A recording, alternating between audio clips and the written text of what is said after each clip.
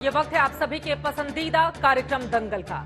आज का दंगल सियासत के दंगा चरित्र पर है, क्योंकि पिछले 5 दिनों से बिहार और पश्चिम बंगाल में रामनवमी के बाद से शुरू हुई हिंसा सुलगाई जा रही है। खासकर पश्चिम बंगाल के हुगली जिले में कल रात को बिना किसी जुलूस रैली के ही जमकर पत्थरबाजी हुई। रिसड़ा रेलवे स्टेशन पर हुए उपद्रव में 3 घंटे तक सभी तरह का रेल यातायात पूरी तरह से बंद रहा। सुबह राज्यपाल को वहां के दौरे पर जाना पड़ा। बंगाल में इन उपद्रवों के मसले पर केंद्र सरकार ने रिपोर्ट मांग ली है। हाईकोर्ट ने भी बुधवार तक रिपोर्ट मांगी है। उधर हिंसा के मसले पर सियासी वार पलटवार जारी है। ममता बनर्जी कह रही हैं कि बीजेपी बाहर से लोगों को बुलाकर, गुंडे बुलाकर दंगे कराती है, तो कभी कह रही हैं कि केंद्रीय ताकतें आती हैं, 5 सितारा में ठहरती हैं, दंगा कराती हैं और फिर लौट जाती हैं। और इतना ही नहीं, रामनवमी से पहले दंगे की चेतावनी देकर दंगा नहीं रोक पाने वाली ममता बनर्जी ने एक बार फिर से 6 अप्रैल को हनुमान जयंती पर भी दंगे की चेतावनी जारी कर दी है। लेफ्ट और कांग्रेस का कहना है कि जब सीएम को दंगे का अंदेशा है, तब रैली, मार्च और जुलूस की इजाजत कैसे दी जा रही है। लेफ्ट ने तो ममता बनर्जी पर भी माहौल को बिगाड़ने का आरोप लगाया है, क्योंकि आने वाले दिनों में पश्चिम बंगाल में स्थानीय चुनाव होने वाले हैं। ऐसे में सबसे बड़ा सवाल यही है कि क्या 2024 के चुनावों के लिए बंगाल का माहौल बिगाड़ा जा रहा है। बंगाल में सरकार और प्रशासन उपद्रवियों को क्या ढील दे रही है या लगाम लगाने में नाकाम हो रही है। और क्या बंगाल में सांप्रदायिक तनाव बढ़ाने के पीछे तुष्टीकरण की सियासत है। ऐसे तमाम सवालों पर आज के दंगल में बड़ी चर्चा हम करने वाले हैं, लेकिन उसके पहले ये रिपोर्ट देखिए।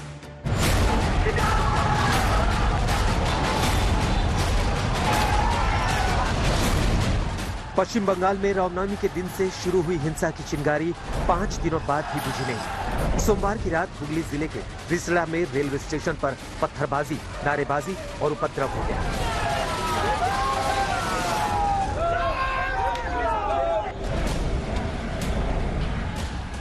इस उपद्रव में कई लोग जख्मी हो गए।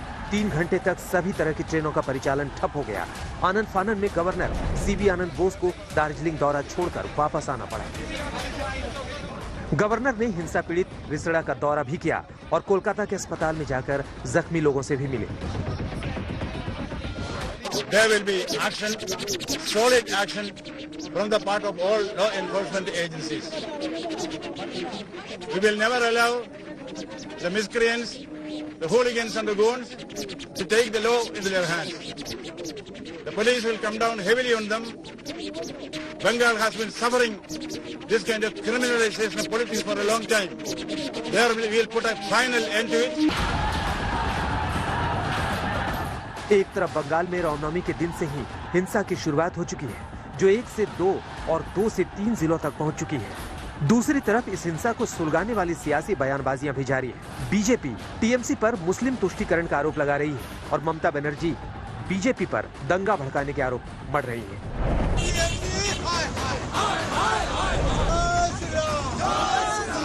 বাংলার মানুষ দাঙ্গা ভালোবাসে না। দাঙ্গা করাটা বাংলার সংস্কৃতি নয়। দাঙ্গা আমরা করি না।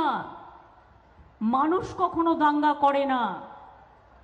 বিজেপির লোকেরা আজকে পারে না, তাই দাঙ্গা করবার জন্য বাইরের গুন্ডাদের ভাড়া করে নিয়ে আসে। এবং এটাকে আমি বলতে চাই দাঙ্গা নয়, ইটস এ ক্রিমিনাল ভায়োলেন্স। এটা হচ্ছে ক্রিমিনালদের নিয়ে ভায়োলেন্স করা। ममता बनर्जी के भतीजे ने तो बीजेपी के जुलूस में पिस्तौल लहराने वाले लड़के का वीडियो पोस्ट किया और बीजेपी का दंगा फॉर्मूला बताया।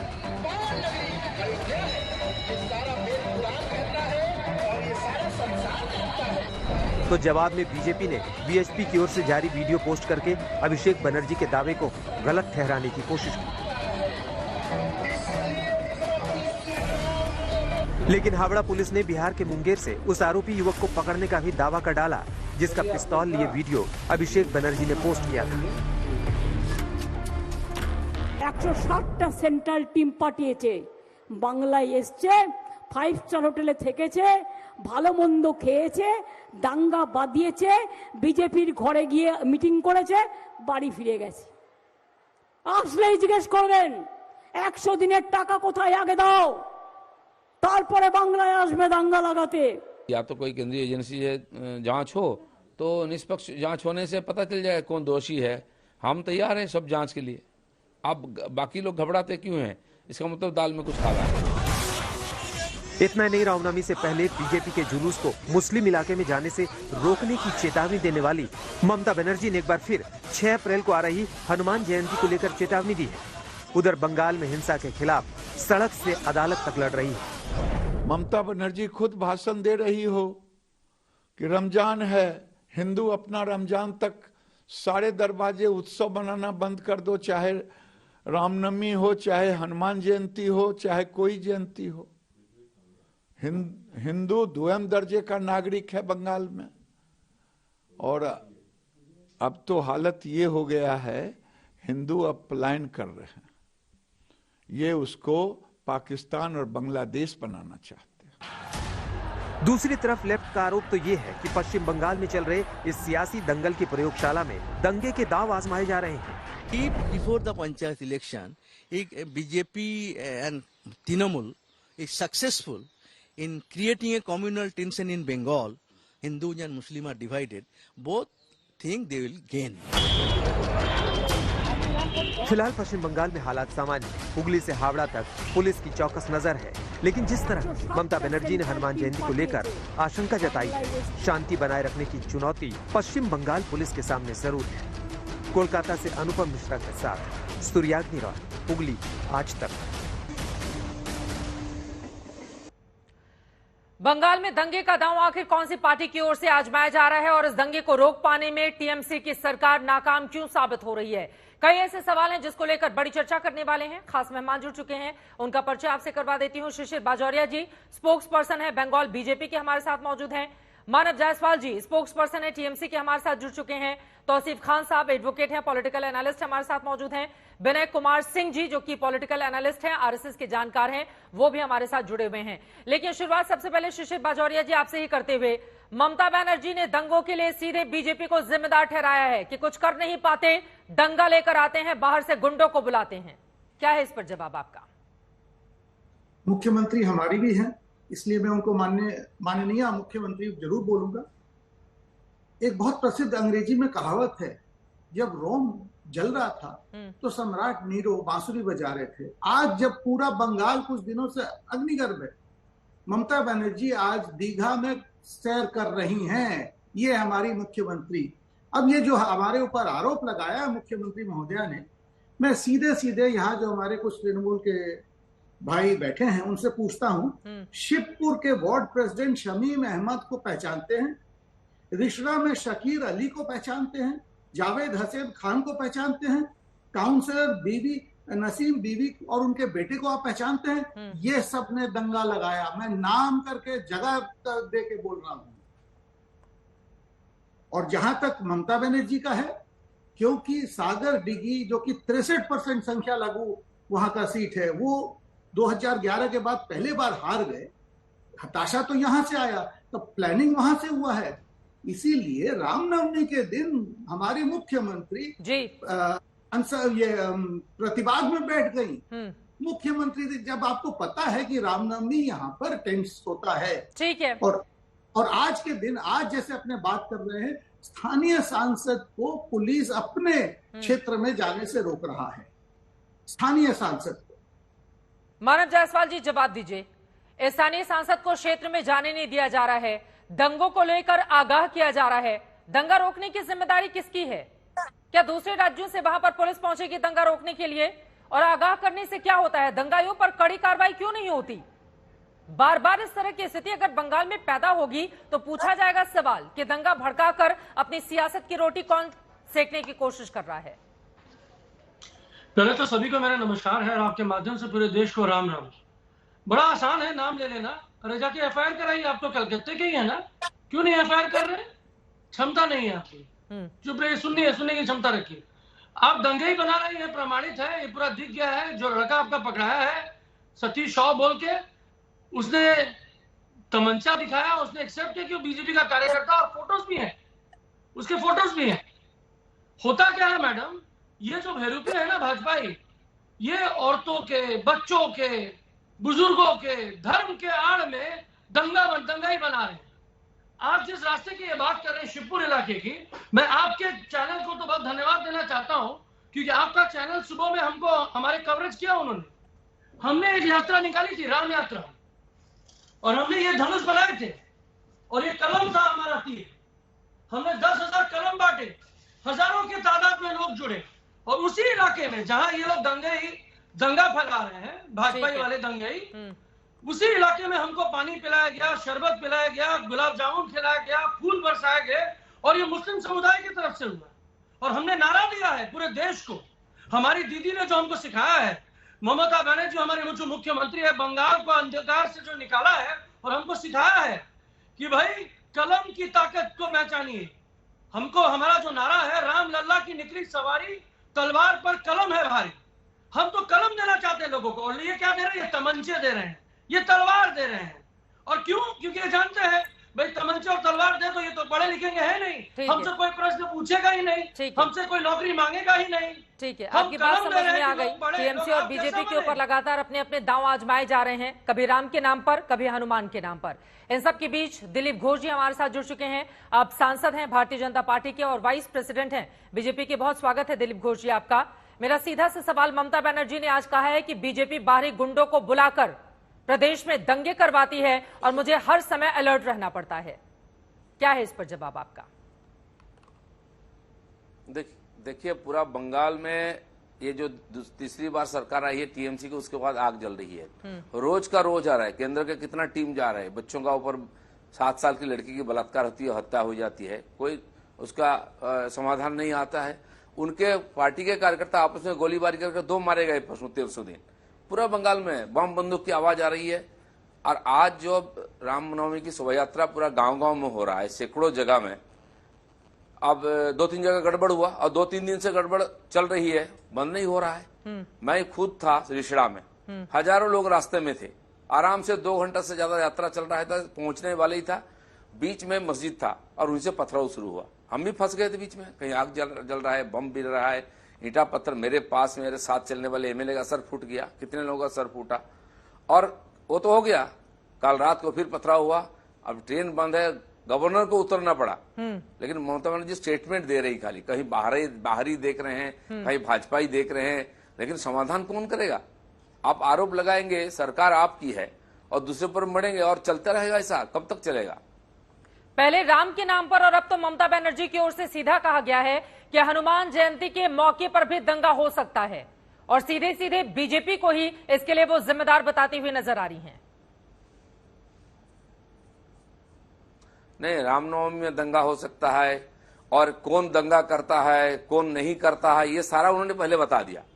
फिर हनुमान जयंती की भी वही बोल रहे दंगा हो। अरे होता है तो आप क्या किस लिए हैं, रोकते क्यों नहीं है?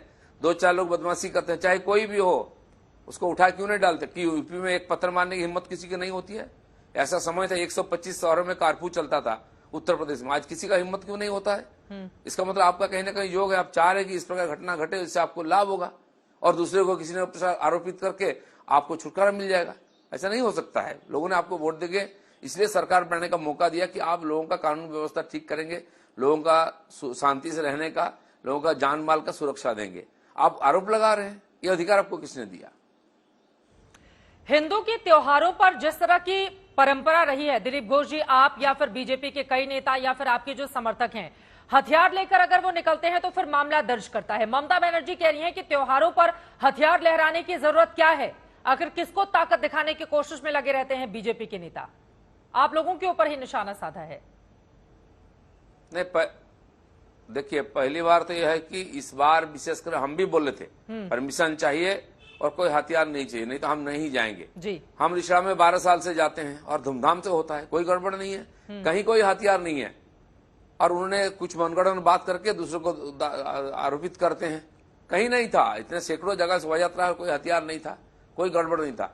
और कोई हथियार लेके मारपीट करने के लिए बच्चों को, महिलाओं को साथ के लेके जाता है क्या? तो समाज पूरा रास्ता में चलता है और उसको सुरक्षा देना सरकार की काम है, और गड़बड़ होता है तो सरकार जिम्मेदार है। क्यों निश्चित नहीं करते हैं कि गड़बड़ नहीं हो पाएगा? और जहां से पथराव होती है वहां कुछ नहीं कार्रवाई होती है। जिनके ऊपर पथराव हो रहे हैं उन्हीं के ऊपर केस डाला जाता है, उन्हीं को दोषारोपित किया जाता है, मेरे नाम पर एफआईआर हुआ है, तो यही करते हैं वो लोग। उससे क्या फायदा होगा? एक 70% से ज्यादा पॉपुलेशन जो हिंदू का है जी। वो रास्ता में नहीं निकले, त्योहार ना मनाए, शोभा यात्रा ना करे, शादी का बाराती ना निकाले, शोभा यात्रा ना निकाले, उनके ऊपर कार्रवाई होगी। और जो जानबूझकर गड़बड़ कर रहे हैं, सब सारा वीडियो देख लीजिए, हमने भी वीडियो किया है, सारा मीडिया लोग भी साथ में थे। कौन है उसमें? और वो बोल दिया कि नहीं रमजान में हिंसा नहीं करते हैं लोग, उनको पहले सर्टिफिकेट दे दिया है। इसका मतलब क्या? आप चाह रहे हैं कि वो गड़बड़ करे, आप कुछ नहीं करेंगे, इसलिए किसी को पकड़े नहीं जाते हैं कोई। पश्चिम बंगाल के अगर हम राजनीतिक इतिहास को देखें तो वहां पर हिंसा का एक रक्त चरित्र रहा है, समय समय पर किसी भी पार्टी की वहां पर सरकार बने। लेकिन बीते कुछ सालों में जब से बीजेपी मजबूत हुई है, राम के नाम पर अक्सर हम देख रहे हैं कि वहां पर किस तरह से हिंसा की खबरें अक्सर सामने आ रही हैं। और बीजेपी ये भी कह रही है, देखिए उनकी ओर से जिन शब्दों का इस्तेमाल किया गया है ममता बनर्जी की ओर से बीजेपी को लेकर, उनका कहना है केंद्रीय शक्तियां आती हैं, 5 सितारा होटलों में ठहरती हैं, दंगा भड़काती हैं, बीजेपी के बड़े नेताओं से मुलाकात करती हैं और फिर यहां से रफूचक्कर हो जाती हैं। दिलीप घोष जी। तो ममता बनर्जी दिल्ली जाती है, गोवा जाती है, यूपी, त्रिपुरा, असम जाती है, क्या दंगा भड़काने जाती है? हम बोले हैं क्या? राजनीतिक पार्टी का, सर्वभारतीय पार्टी, सब नेता सब जगह जा सकते हैं क्या? बंगाल में कुछ जगह क्या प्रोहिबिटेड इलाका है, निषिद्ध इलाका है क्या? वहां कानून व्यवस्था नहीं है? भारत की संविधान वहां लागू नहीं होती है? क्यों बार बार वहां होती है? क्यों सरकार कुछ नहीं करती है? राजनीतिक हिंसा बंगाल में होता है, हर चुनाव में होता है। लोकसभा, विधानसभा, कुछ भी, पंचायत चुनाव 5 साल पहले होता, दर्जनों लोग मारे गए थे, 30-35 लोग। और अभी भी लोकसभा चुनाव हुआ 3 साल पहले, वहां देश में शांतिपूर्वक हो गया और बंगाल में आग लगी, रास्ता हाईवे जाम हुआ, गोली चली, कई लोग मारे गए जी। और अभी विधानसभा चुनाव, उसके बाद 50 से ज्यादा लोग, हमारे लोगों को हत्या किया गया है, कोई केस दर्ज नहीं होती है। और आज भी लोग बेघर है, घर तोड़ दिया गया, दुकान लूट लिया गया, एक एफआईआर नहीं लेती ममता बनर्जी। तो आप अगर सत्ता में रह करके इसको चीजों को बढ़ाते जाएंगे तो बंद कैसे होगा? उत्तर प्रदेश से मैंने बोला, इतना हिंसा प्रबल प्रदेश था, आज क्यों नहीं होता है? सरकार चुस्त दुरुस्त है, वो नहीं चाहते हैं कोई इस प्रकार हो। पूरा देश में विकास हो रहा है, देश आगे बढ़ रहा है, कोई नहीं चाहता दंगा फसाद। तो आप चाह रहे कि इसी की आगे बढ़ाकर आप राजनीतिक लाभ लेते हैं। सीपीएम वाले भी यही करते थे, बल्कि कम्युनिस्ट लोगों ने ही हिंसा का आमदनी की है। वही लोग टीएमसी में आए हैं, वही लोग राजनीति में हिंसा करते हैं, चुनाव में वही लोग इसमें भी हिंसा कर रहे हैं और उनको कभी उनका ऊपर हाथ नहीं लगता, कोई कानून के सामने लाया जाता है, नहीं लाया जाता है। दिलीप घोष जी, यही आरोप ममता बनर्जी की ओर से आप लोगों पर भी लगाए जा रहे हैं। वो कहती हैं कि अब वामपंथियों की राह पर बीजेपी निकल पड़ी है, आए दिन हिंसा को वो अंजाम देने की कोशिशों में लगी हुई है। 3 बड़ी कमियां अगर राज्य सरकार की हम जाने, क्योंकि अलग अलग हिस्सों से हिंसा की जिस तरह की तस्वीरें सामने आई हैं, यकीनन वो विचलित करने वाली हैं। अब हनुमान जयंती के मौके पर भी कहीं इस तरह की स्थिति नहीं बन जाए, आप लोगों की ओर से एहतियाती क्या कदम उठाए जा रहे हैं? और राज्य सरकार की 3 बड़ी कमी जिसके कारण इस तरह की स्थिति वहां पर पैदा हो गई है। नहीं, ममता बनर्जी क्या चाहती है? हिंदू लोग त्योहार मनाना बंद कर दें? क्या बांग्लादेश पाकिस्तान हो गया क्या? वो रास्ता में ना निकले, और कोई निकलेगा तो उसी को ऊपर पथराव होगा, अटैक होगा।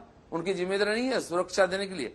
और रामनवमी के दिन वो धरना दे रही थी कलकत्ते में और हिंदू समाज को गाली दे रही थी, फिर भी हिंदू समाज शांत है। मैं कह रहा हूं हिंदू समाज शांत है, 70% से ज्यादा लोग हैं और थोड़े लोग उसका ऊपर पथराव करेंगे, आक्रमण करेंगे। अगर हिंदू समाज से कुछ लोग अगर बिगड़ जाए, सिरफिरा बन जाए, तो कौन संभालेगा उसको? म्यांमार जैसा हालत हो जाएगा, रोहिंग्या बनकर भागना पड़ेगा सबको वहां से। ममता बनर्जी वही चाहती है, उसमें से उनका शायद राजनीतिक लाभ मिल सकती है, लेकिन समाज का, देश का कोई नहीं हित होगा। और ऐसे जो पार्टी है जो खुद भ्रष्टाचार में और ऊपर तक डूबा हुआ है, उनके मंत्री, नेता, एमपी, एमएलए जेल में जा रहे हैं, हर घटना में सीबीआई इंक्वायरी हो रही है। कलकत्ता में आई है, जगह जगह धरना चल रहा है, डीए के लिए सरकारी कर्मचारी धरना दे रहे हैं। जो एसएससी पास आउट है, 2 साल से वो धरने में बैठे, उनका नौकरी बिक गई कहीं पर। तो इससे बचने के लिए ममता बनर्जी ये सब नाटक कर रही है, लोगों को भ्रमित करने के लिए, मीडिया का दिशा बदलने के लिए, थोड़ी देर राहत के लिए ये सब जानबूझ के करा रही है। नहीं तो पहले से कैसे घोषणा कर देती है होगी, कौन अच्छा है कौन बुरा है, लोगों को क्लीन चिट कैसे दे देती है। इसलिए ममता बनर्जी जो बचना चाह रही है, ये सब घटना करके, ये 2 दिन के बाद ठंड हो जाएगा, लेकिन उनको जवाब देना पड़ेगा लोगों के सामने। वो कह रही है हनुमान जी को लेकर बहुत सम्मान है, लेकिन बीजेपी वाले कुछ भी करा सकते हैं, और इसी मंशा के साथ बीजेपी वाले घूमते रहते हैं बंगाल में। सुनिए, अगर नहीं, उनके मन में सामान्य सम्मान होता भगवान राम के बारे में, हनुमान के बारे में, एक दिन तो छुट्टी दे देता रामनवमी में। ईद में 2 दिन छुट्टी मनाती है, ईद बार राष्ट्रीय पर्व हो गया बंगाल का, और रामनवमी का बहिष्कार होता है, छुट्टी तो नहीं। उस दिन जाकर वो धरना दे रही थी और गाली दे रही थी हिंदू समाज को। ये कौन सा सम्मान है? व्यवहार से पता चलता है ना। सीए पारित होता है तो कहीं गड़बड़ होता तो एक दिन में बंद हो जाता, 3 दिन 4 दिन बंगाल में चला। 250 करोड़ का रेल का प्रॉपर्टी बर्बाद हुआ, रेलगाड़ी जला दिया गया, रेल का स्टेशन फूंक दिया गया, वहां तक लाइन भी उखाड़ दिया गया। नूपुर शर्मा वाली घटना हुई, देश में टेंशन हुई, लेकिन एक दिन में ठंडा हो गया। बंगाल में 3 दिन तक चला, उसमें बीजेपी का ऑफिस सारा जला दिया गया, मंदिर तोड़ा गया। उसके साथ क्या मतलब है? और ममता बनर्जी की पुलिस सारे हम देखते रही, ना एक FIR, ना लाठी चला, ना एक अरेस्ट हुआ। हजारों लोग रास्ते में उतरे थे। ठीक और है। परसों भी आप देखें हावड़ा में जी। एक दिन गड़बड़ हुआ, दूसरे दिन हजारों लोग रास्ते में उतर के तोड़फोड़ की, किसी को अरेस्ट नहीं किया। गाली किसको दे रहे हैं? बीजेपी वालों को। बीजेपी कहां था वहां? ठीक है। इसलिए ममता बनर्जी को मनसूबा वो साफ है, लोगों के सामने साफ है। ये तो आप लोगों के बीच जो आरोप प्रत्यारोप हैं उस पर सवाल हो गए, लेकिन दिलीप घोष जी, चूंकि आप पश्चिम बंगाल बीजेपी के बड़े नेता हैं, इस वजह से सीधा सा सवाल, सागर दीघी उपचुनाव में बीजेपी को भी, टीएमसी को भी, सभी को हार का सामना करना पड़ा है। लेफ्ट कांग्रेस दल वहां पर आगे निकल गए। क्या एक तरह की बेचैनी भी है? बीजेपी पर आरोप लग रहे हैं ध्रुवीकरण के, क्योंकि बार बार हिंदुओं की आप बात करते हैं, उधर आरोप लग रहे हैं तुष्टीकरण के, और अब पंचायत के चुनाव भी होने वाले हैं। तो पंचायत के चुनाव में भी क्या हिंदू मुस्लिम करके अपने राजनीतिक वोट बैंक को मजबूत करने की यह कवायद है? देखिए, जहां चुनाव की आप बात कर रहे हैं वहां 70% मुस्लिम वोट है। बीजेपी को कुछ पाना नहीं, वहां हमें कोई उम्मीद भी नहीं है। हम चुनाव लड़ रहे थे, कभी सीपीएम कांग्रेस का सीट था, वो टीएमसी की तरफ गया था, मुस्लिम वोट गया था। इसलिए जिनकी मुस्लिम वोट की जरूरत है वो इस प्रकार नाटक करते हैं, मुसलमान को रिझाते हैं, और बेचारे गरीब अनपढ़ मुसलमान इनके बहकाव में आकर के इस प्रकार काम करते हैं। फिर हिंदू समाज का गुस्सा आएगा तो कौन संभालेगा? इसलिए ये फालतू राजनीति जो करते हैं, घटिया राजनीति, बीजेपी इस प्रकार राजनीति नहीं करता, विकास की राजनीति करता है। पूरा देश में सबका साथ सबका विकास का राजनीति करता है, तभी लोग बीजेपी को विश्वास करते हैं। हर चुनाव में बीजेपी तो जीत रही है सब जगह, इनकी इलाका सिकुड़ रही है, अस्तित्व का संकट में जूझ रही है सारे विरोधी दल। इसलिए देखिए, पूरा देश में इस बार दंगा फसाद कराया जा रहा है नरेंद्र मोदी को बदनाम करने के लिए। इसमें देश भी बदनाम हो रही है, विदेश में नरेंद्र मोदी को नोबेल शांति पुरस्कार देने की बात आ रही है। इसलिए उनको बदनाम करो, गाली दो, देश का बदनाम करो, तो उससे फायदा किसका होगा? नरेंद्र मोदी को बदनाम नहीं कर सकते लोग, दुनिया जानती है, देश उनके साथ है। आप एक बड़ी बात कह रहे हैं, आप कह रहे हैं प्रधानमंत्री नरेंद्र मोदी को नोबेल पुरस्कार देने की बात आ रही है, उस रेस में वो आगे चल रहे हैं, इस वजह से मोदी सरकार को बदनाम करने की साजिश रची जा रही है। कौन सी ताकतें हैं जो इसको लेकर साजिश रच रही हैं? जो ताकत आके यहाँ धरना दे रहे हैं, मोदी जी को गाली दे रहे हैं, अपशब्द बोल रहे हैं, जिनको हजम नहीं हो रही देश की प्रगति और मोदी जी का जो सम्मान दुनिया में है। तो इसीलिए देखिए, बिहार में भी हो रही, महाराष्ट्र में दंगा हो रही, झारखंड में भी हो गया, बंगाल में हो गया। क्यों अचानक ऐसा हुआ? बीजेपी को तो कुछ करने की जरूरत नहीं, बीजेपी विधानसभा भी जीत रही है, बीजेपी लोकसभा 2 बार जीते, अगले बार भी जीतेगी। पूरा समाज बीजेपी के साथ है, और जो लोग मोदी को, बीजेपी को गाली देकर अपना रोटी सेकते थे, इनकी हालत खराब हो रही है। इसीलिए मोदी को बदनाम करो।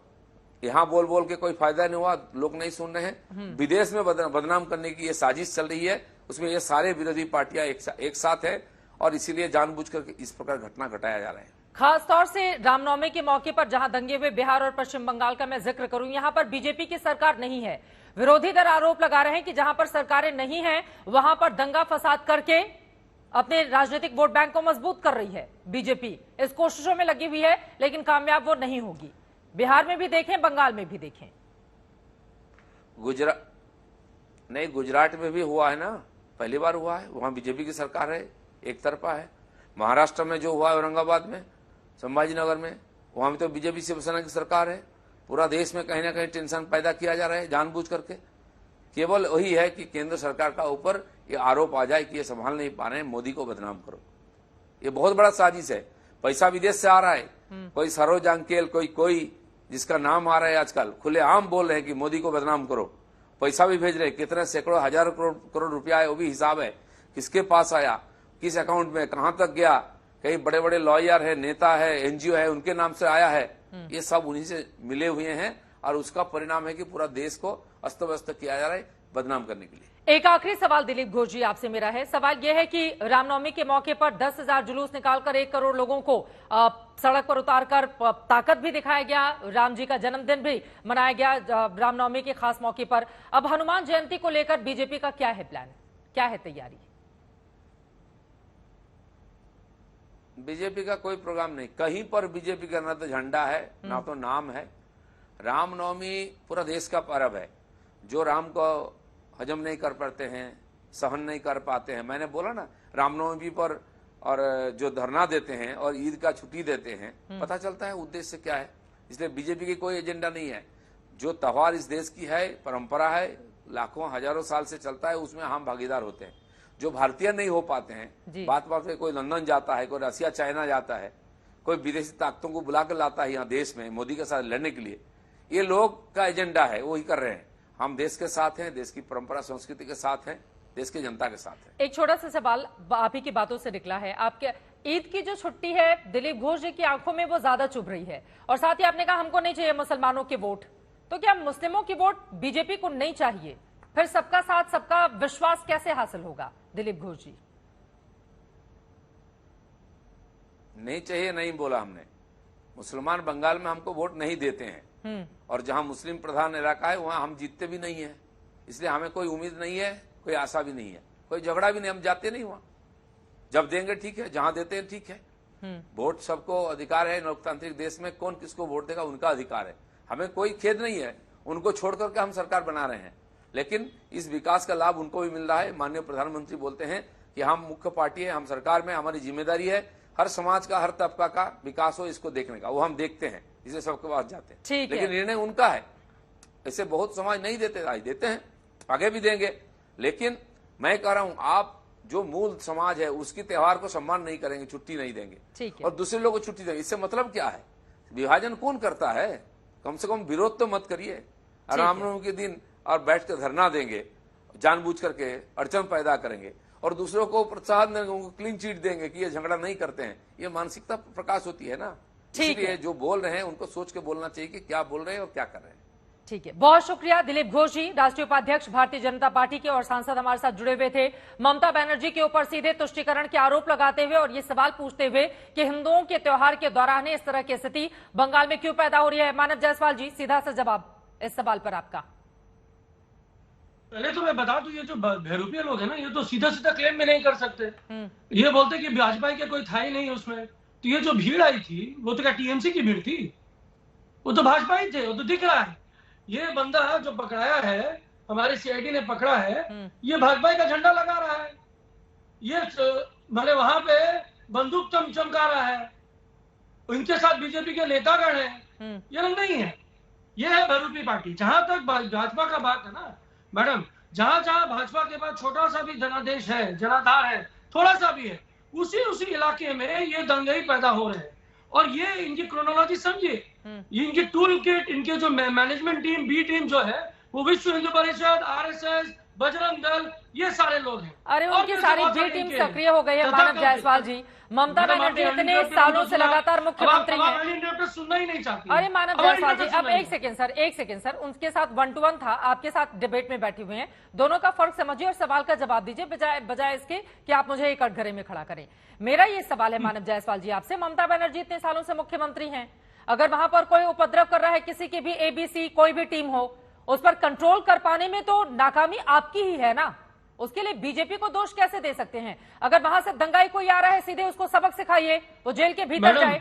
इस पर तो लगाम आपको लगानी होगी ना मानव जायसवाल जी। सुनिए, ये बीजेपी को मैं बार बार बहरूपी बोलता हूं कि कारण नहीं है। ये तो इतने निम्न स्तर पर गिर चुके हैं कि हमारे परिवार वालों को, हमारी माताओं को भी सामने शील्ड बना के खड़े हैं। ये खुद सीना पे गोली नहीं खा सकते, ये उनको सामने खड़ा कर देते हैं, तलवारबाजी करते हैं, दारू पी के रामनवमी में जाते हैं, दारू पी के। ये है बीजेपी का चल चरित्र। ये राम यात्रा है। हमने राम यात्रा करी मैडम, 10 किलोमीटर पैदल चले, फूल बरसाए गए, लोगों के पास हमने कलम बांटा, हमने तो देश को एक संदेश दिया है। रामलला की निकली सवारी तलवार पर कलम है भारी। आप बताइए, आप किस शक्ति से वहां बैठी हैं? क्या आप तलवार की शक्ति से बैठी हैं? सुशील बाजौरिया जी भाजपा के लोग जो तलवार दिखा रहे हैं, हाँ। इनके नेतागण हैं, जितने नेतागण हैं सब लोग तलवार लेके घूमते हैं। लाइन से तलवार लेके घूमते हैं। शशि जी कौन सा वीडियो दिखा रहे हैं आप? बैठते हैं। हाँ मैडम, क्या मैडम? शशिर जी भी आपको कोई वीडियो दिखा रहे हैं, वीडियो के बदले वीडियो जारी किया जा रहा है, एक के बाद एक। वीडियो की आपकी आवाज नहीं आ रही है। हाँ। मैडम सुनिए, वो जो म्यूट वीडियो है सर, दिखा आप रहे हैं ना, स्क्रीन ये देख रहे हैं, स्क्रीन अपनी ऑन कीजिए ये शशिर अपने जी। लोगों को भी सुनिए, अपने लोगों को भी दरकिनार कर दिया, बोलते कि वो बीजेपी वाले नहीं थे। मैंने दिलीप घोष कौन से वाले हैं भाई? वो बीजेपी वाले नहीं है, दिलीप घोष खुद। ठीक है, मैं जवाब ले लेती हूँ। शशिर बाजोरिया जी जल्दी से जवाब दीजिए, उसके बाद दो मेहमान हमारे साथ बहुत देर से जुड़े हुए हैं, उनके पास में नहीं जा पाएंगे। शशिर जी आपकी जो स्क्रीन है वो म्यूट है, प्लीज आप उसको ऑन कीजिए, अनम्यूट कीजिए, उसके बाद आप अपनी बात रखिए। चित्रा जी में जो फोटो दिखा, वीडियो क्या दिखा रहे थे आप शिशिर जी? वो जो दिखा रहा था वो अजीत कुमार राजपूत। फिर मैं मानव जी को याद दिला दूं, जिसका अपना परिचय वो अपने फेसबुक में लिखता है दीदी का सुरक्षा कवच, और उस फोटो के संग नीचे में जरा देखिए किस सांसद का फोटो है, देख लीजिए। ये वो वहां नहीं था क्या? ये अजीत कुमार राजपूत उस दंगे में नहीं था क्या? अच्छा, आप जो बार बार बोलते हैं तलवार लेके आया, ये लेके आया, आपका पुलिस एक नहीं पकड़ता कि हमारे धर्म के बहुत सारे शोभा केवल हिंदू धर्म यहाँ की अस्त्र आता है दिखाने के लिए, प्रयोग करने के लिए नहीं आता है। क्या मुहर्रम के दिन नहीं प्रयोग करने के लिए नहीं, क्या मुहर्रम के दिन नहीं आता है? आप उसको रोकते हैं। ये प्रयोग नहीं करते हैं, ये प्रयोग नहीं आता है, ये पूजन आता है। अरे तो मानव जायसवाल जी खाली वीडियो में ही दिखाते रहिएगा या इन लोगों के खिलाफ कार्रवाई भी करिएगा? जब वीडियो आपके पास है तो एक्शन लीजिए, लेकिन पश्चिम बंगाल में कम से कम शांति व्यवस्था बनी रहे ये सुनिश्चित करना तो आपकी सरकार की जिम्मेदारी है। लेकिन ठीक है, मैं बाकी लोगों से जल्दी जल्दी एक कॉमेंट ले लेती हूँ, उसके बाद मैं लौटूंगी आपके पास। तौसीफ खान जी सवाल सीधा सा है, अगर दंगाइयों पर आप लगाम नहीं लगाएंगी तो फिर बीजेपी को दोष कैसे देगी सरकार? सिर्फ चेतावनी दे देना कि हनुमान जयंती आने वाली है, दंगा हो सकता है, ये एक ग्रुप है जो घूमता रहता है दंगा कराने के लिए, ये तो पल्ला झाड़ना हो गया ना।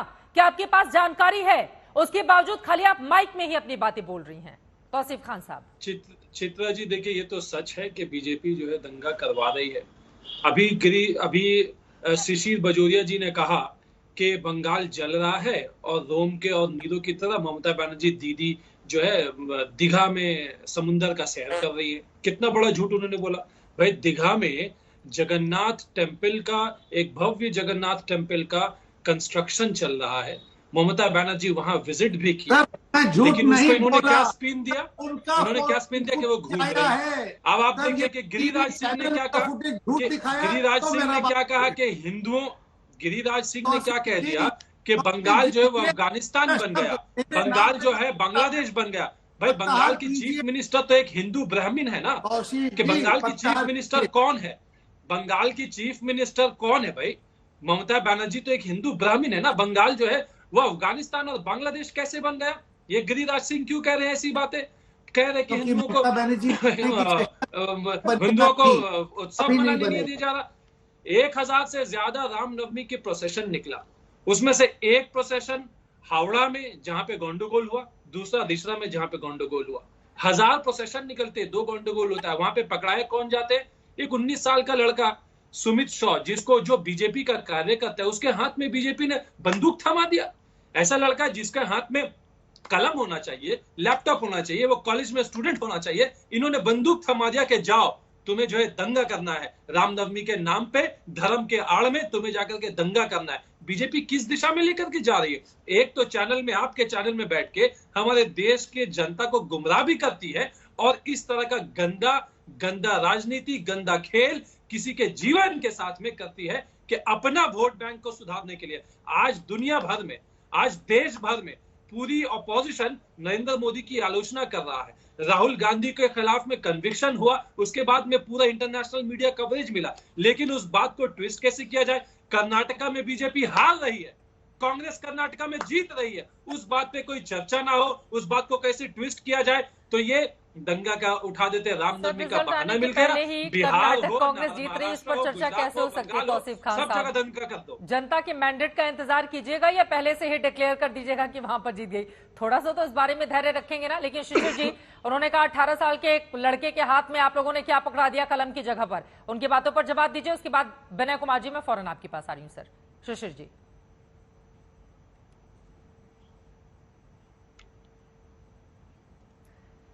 शिशिर जी, आपसे ही सवाल है। उन्होंने कहा 18 साल के एक लड़के के हाथ में भारतीय जनता पार्टी ने कट्टा पकड़ा दिया कलम की जगह, और छोटे बच्चों को वो ढाल की तरह इस्तेमाल कर रही है।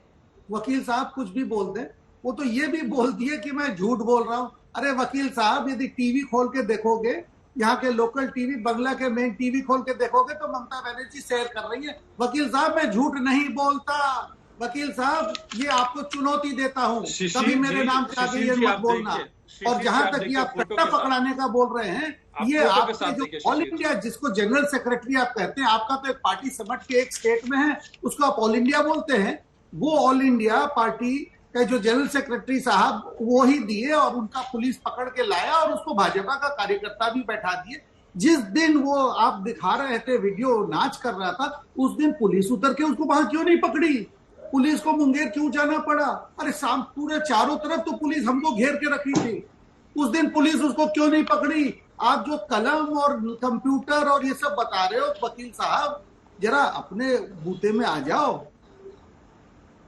जल्दी से तौसीफ खान जी, विनय जी, उसके बाद में फौरन आपके पास आ रही हूँ। देखिए, ये वो लड़का है जो बीजेपी के नेताओं के साथ है, बीजेपी के नेताओं के साथ ये लड़का है, देखिए, जिसे गिरफ्तार किया गया, ये बीजेपी का कार्यकर्ता, इसके हाथ में कट्टा पकड़ाया गया, इसे गिरफ्तार किया गया क्योंकि पुलिस का कहना है कि जब उसका वीडियो वायरल हो गया तो वो बंगाल से छोड़ करके बिहार चला गया। मुंगेर से बंगाल पुलिस ने जाके अरेस्ट करके लाके सीआईडी को सौंप दिया है।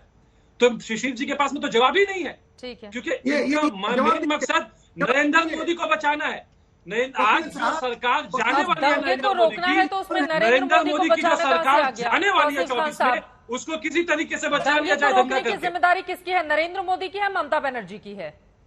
नहीं, दंगे को रोकने की जिम्मेदारी ममता बनर्जी की है, फिर तो और दंगे को भड़काने की जिम्मेदारी बीजेपी की। कामयाबी नहीं मिली ना। बीजेपी की जिम्मेदारी है कि वो दंगा भड़काए। अगर रामनवमी के मौके पर एक बड़ी हिंदू आबादी जो रामनवमी को मनाती है, वो जुलूस निकालती है, वो तमाम तरह के और कार्यक्रम करती है, अगर उस समय दंगा भड़क जाए तो आप सोचिए कि स्थिति क्या बनेगी। उसको रोक पाने में फिर तो सरकार ही कामयाब नहीं हुआ। हनुमान जयंती को लेकर भी अलर्ट जारी किया जा रहा है। विनय कुमार जी, एक आपकी टिप्पणी, ये दंगों को कैसे रोका जाएगा? और ये तमाम राजनीतिक पार्टियों की जिम्मेदारी होनी चाहिए ना। राजनीतिक पार्टियां अपनी रोटियां सेकती हैं, पिसता है आम आदमी। विनय कुमार जी, देखिए, देश में अभी सरकार के दो मॉडल हैं। एक मॉडल है भारतीय जनता पार्टी का, दूसरा है विपक्ष का। एक ही आतंकवादी घटना में उदाहरण बता देता हूं। जयपुर में आतंकवादी घटना होती है, उसके एक महीने बाद अहमदाबाद ब्लास्ट होते हैं। दोनों में एक ही आतंकवादी संगठन है, एक ही ग्रुप ने किया है। एक जगह फ्री छोड़ दिया जाता है, दूसरा जगह फांसी होती है अहमदाबाद में। भाजपा शासित प्रदेशों में अगर दंगा होते हैं तो यूपी मॉडल है, दंगाइयों के घर तोड़ दिए जाते हैं। और पश्चिम बंगाल में दंगा होता है तो आप ये कहते हैं कि हिंदू दंगा कर रहा है। मैं तो दंगा नहीं कहूंगा चित्रा जी, दंगा कहां हो रहा है? ये तो हमला है। एक समाज के एक त्योहार को टारगेट करके हमला किया जा रहा है। जितनी वीडियोस हैं, एक वीडियो में नहीं है कि दो समाज के लोग आपस में भिड़ रहे हों। एक समाज के ऊपर टारगेट करके हमला किया जा रहा है। ये दंगा कहां है? दंगा दो तरफा होता है, ये तो हमला है, ये तो अटैक है, एक तरफा अटैक है। इसको आप दंगा कह करके, ये दंगा, दंगे का अपमान मत कीजिए। दंगा ऐसे नहीं होता है। दंगा शब्द का मतलब होता है जब समाज के दो हिस्से आपस में एक दूसरे से भिड़ते हैं। यहां कोई समाज का एक दूसरा हिस्सा आपस में नहीं भिड़ रहा है। एक समाज पर दूसरा समाज हमला कर रहा है, और इसलिए कि वो अपना त्योहार न मना सके, वो एक त्योहार मना रहा है। ये दो मॉडल्स हैं, और मुझे लगता है कि आने वाले समय में, आने वाले चुनावों में युवाओं को और पूरे देश के मतदाताओं को यह चुनना है कि कौन सा मॉडल उनको अपनाना है। दंगों में जो बीजेपी का मॉडल है, रुख है, आतंकवादियों के प्रति जो बीजेपी का रुख है कि विपक्ष का रुख है, ये आने वाले समय में मुझे लगता है कि इसी पर वोटिंग होने वाला है। इस पर जनता तय करेगी, वोट तय करेगी, अपना मन मिजाज बनाएगी उसी को लेकर। ठीक है। और अगर एक मुख्यमंत्री की ओर से यह कहा जाए कि यह मुस्लिम इलाका है, इधर से मना किया गया था, इधर से जुलूस नहीं निकले, सर अब इलाकों को भी बांट दिया जाएगा क्या कि इस इलाके से जुलूस निकले, दूसरे इलाके से जुलूस नहीं निकले, उस इलाके से जुलूस निकल जाता तो क्या हो जाता? अगर पहले से ही इस तरह की बातें कही जाएगी तो उसको भड़काऊ कैसे नहीं माना जाए? मैडम सुनिए, कभी भी दीदी नहीं बोला कि इस इलाके से मत जाओ, उस इलाके से मत जाओ। उन्होंने बोला ये मुस्लिम बहुमूल्य इलाके है, रात शाम को रोजा होता है, हाँ। तो समय अनुकूल और ध्यान रखते हुए आप वहां से निकले। हाँ। और ये जो बात बोलते हैं ना, कैसे ये बात बोल सकते हैं, मुझे समझ में नहीं आता। दंगई बहुत खराब शब्द नहीं है, दंगई नहीं हो रहा। यहाँ पे दोनों समुदाय के लोग नहीं है, हिंदू मुस्लिम नहीं है, क्रिमिनल्स है। और सबसे बड़ी बात ये जो भाजपा लोग को हिंदू बोलते हैं, बहरूपीय हिंदू बोलिए सर, थोड़ा इजाद करिए, शब्दावली को लाइए। बहरूपीय हिंदू, आपके बेटे को आप तलवार पकड़ाना चाहते हैं, बम बनाना चाहते हैं, ये अच्छे हिंदू की परिभाषा है। आप अपने बेटे को दंगई बनाना चाहते हैं, ये अच्छी परिभाषा है। ये शिशिर जी बोलते हैं, सच बहुत सत्यवादी हरिश्चंद्र है, तो बोलते हैं कि सतीश चौहान इनका अपना कार्यकर्ता नहीं है, फोटो मिला है, झंडा लगा रहा है। अरे आप तो अपने कार्यकर्ता के नहीं है महाराज, आप देश के क्या होंगे? आप देश के क्या होंगे? आप अपने राम के नहीं है तो आप हिंदू क्या होंगे? आप अपने सीता के नहीं है तो माता का सम्मान कैसे करेंगे? आप बहरूपीय लोग हैं। आपने माता सीता से लेकर प्रभु राम तक सबको बेच खाया है। आप बेच रहे हैं देश को। अदानी से डर लगता है, नाम लीजिए, देश को बेचा है।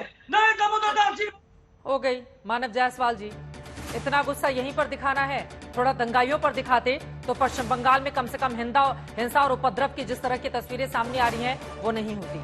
लेकिन हिंदू मुसलमान के नाम पर राजनीतिक रोटी कौन सेक रहा है? सवाल बड़ा ये खड़ा हो रहा है, राज्य सरकार दंगा को रोक पाने में कामयाब क्यों नहीं हो पा रही? और हिंदू त्योहारों पर ही खासतौर से रामनवमी को लेकर और हनुमान जयंती को लेकर इस तरह की बातें क्यों कही जा रही है कि दंगा हो जाएगा? कई सारे ऐसे सवाल हैं जिसका जवाब मिलना अभी बाकी है, लेकिन आरोपों का दौर एक दूसरे पर जारी है। आज दंगल में हमने सवाल पूछा था 2024 के चुनावों के लिए क्या अभी से बंगाल में माहौल बिगाड़ा जा रहा है? आपकी जो जवाब मिले हैं 58% लोगों ने हाँ में जवाब दिया है, 42% लोगों का जवाब नहीं में है।